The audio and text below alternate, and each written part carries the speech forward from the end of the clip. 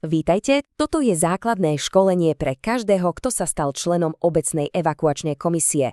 Ak v obci nastane nejaká kríza, práve my budeme tí, ktorí majú pomôcť dostať ľudí do bezpečia. Poďme sa teda pozrieť na to, čo táto dôležitá úloha presne obnáša a prečo je naša pripravenosť absolútne kľúčová pre ochranu všetkých obyvateľov. Tak poďme na to, čo nás dnes čaká. Prejdeme si to pekne po poriadku. Najprv sa pozrieme na to, kedy vlastne nastupujeme na scénu, teda čo je to tá mimoriadna situácia.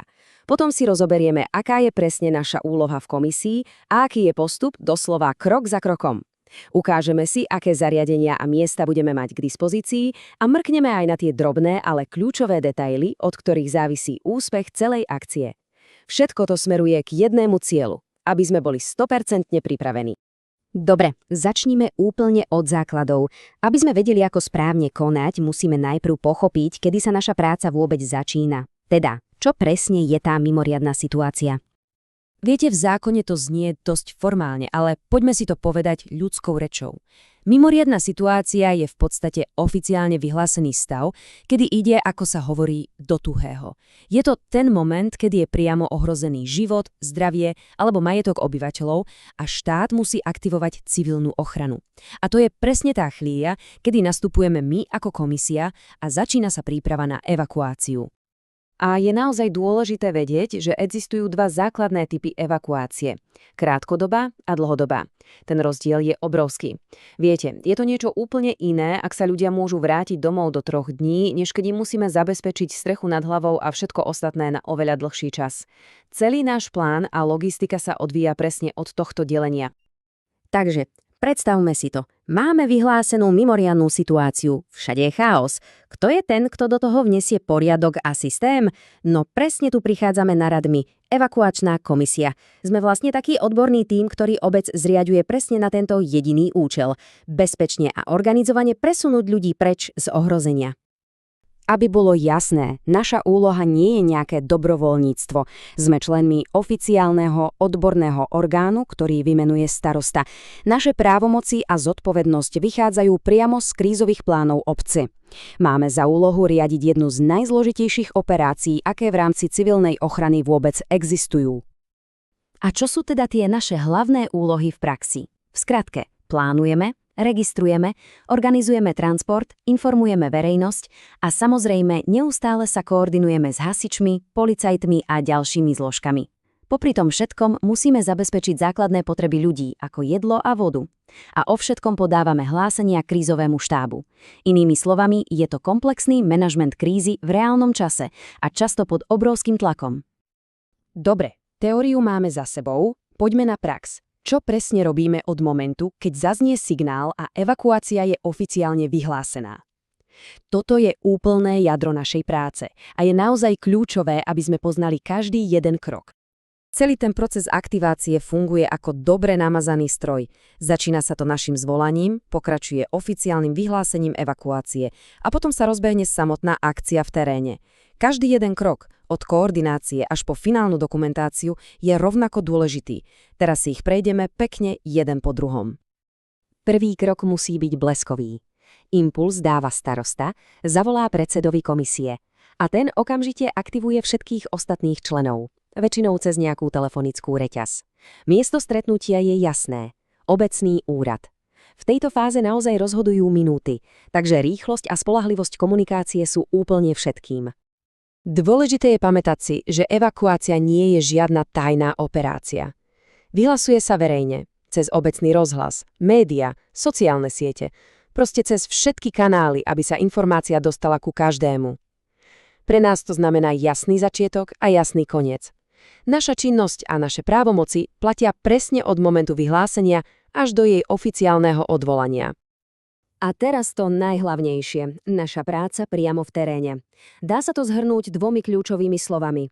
Registrácia a logistika. Musíme mať dokonalý prehľad o tom, koho evakuujeme a musíme zorganizovať bezpečný presun stoviek, možno aj tisícov ľudí. Toto je tá najviditeľnejšia a povedzme si na rovinu, fyzicky aj psychicky najnáročnejšia časť našej misie. Aby sme takúto masívnu operáciu vôbec zvládli, potrebujeme nejakú fyzickú infraštruktúru, miesta, kde budeme ľudí zhromažďovať, registrovať a odkiaľ ich budeme prepravovať preč. A týmto miestam hovoríme evakuačné zariadenia. Poďme sa na ne teraz pozrieť bližšie. Táto tabuľka pekne ukazuje, ako to celé funguje.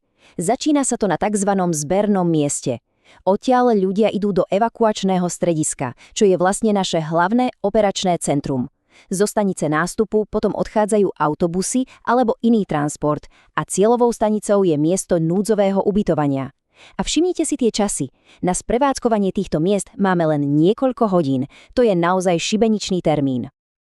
Aby sme si to vedeli predstaviť konkrétnejšie, kde tie zariadenia vlastne nájdeme, to hlavné evakuačné stredisko, ten mozog celej operácie, býva zvyčajne v známych verejných budovách, napríklad na obecnom úrade, v kultúrnom dome alebo v škole.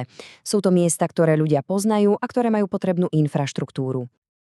Viete, úspech evakuácie často závisí od úplných detailov. Teraz sa pozrieme na dva asi najdôležitejšie. Na pravidlá pre batožinu a na to, ako musíme prispôsobiť plánovanie pre rôzne skupiny ľudí. A teraz jedna naozaj dôležitá vec. Batožina.